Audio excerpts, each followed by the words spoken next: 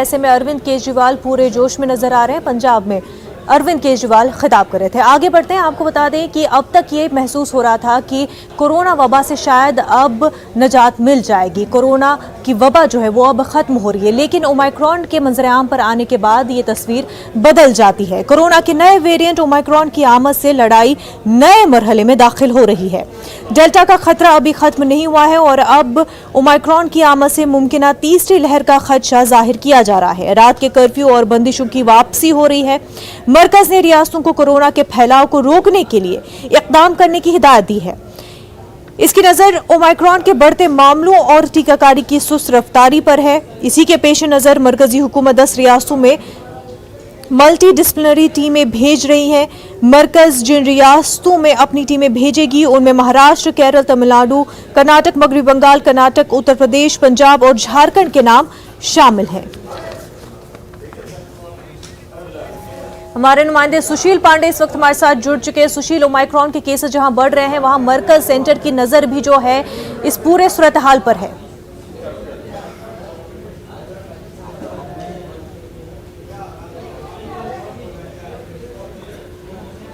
सुशील, आप तक हमारी आवाज पहुंच पा रही है? जी बिल्कुल, देखिए बिल्कुल एक बार अपना सवाल दोहराएं।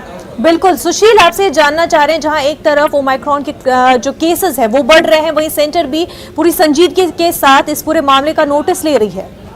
जी देखिए, साफ तौर से जिस तरह पूरे देश भर में ओमिक्रॉन का जो मामला है वो बढ़ रहा है, ऐसे में केंद्र सरकार और राज्य सरकारों को एक साथ होकर ही इस पूरी उस संक्रमण पर कहीं ना कहीं जीत हासिल करनी पड़ेगी। और यही वजह है कि केंद्र सरकार की तरफ से प्रधानमंत्री ने अभी ही रिव्यू मीटिंग की है। हालांकि इस पूरे मामले में सेंटर की तरफ से एक बड़ा फैसला लेते हुए एक जो डिस्पेंसरी कमेटी है उसके द्वारा जो टीम है वो कई राज्यों में डिप्लॉय की गई है, जिसमें केरला, महाराष्ट्र, तमिलनाडु, वेस्ट बंगाल, मिजोरम, कर्नाटक, बिहार, उत्तर प्रदेश, झारखंड और पंजाब है।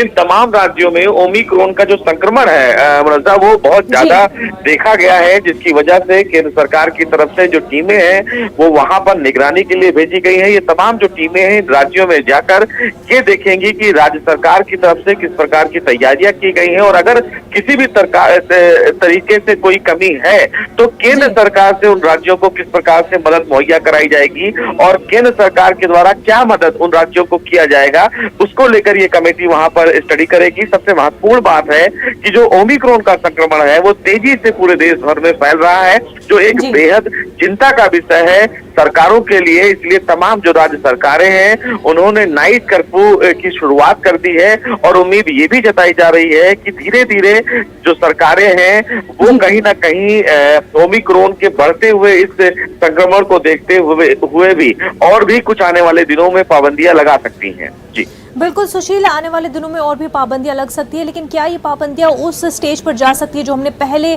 कोरोना के स्टेज में देखा था कि प्रॉपर लॉकडाउन, ट्रैवल पर बैन लग चुका था? क्या वैसे सूरत हाल आगे आ सकते हैं?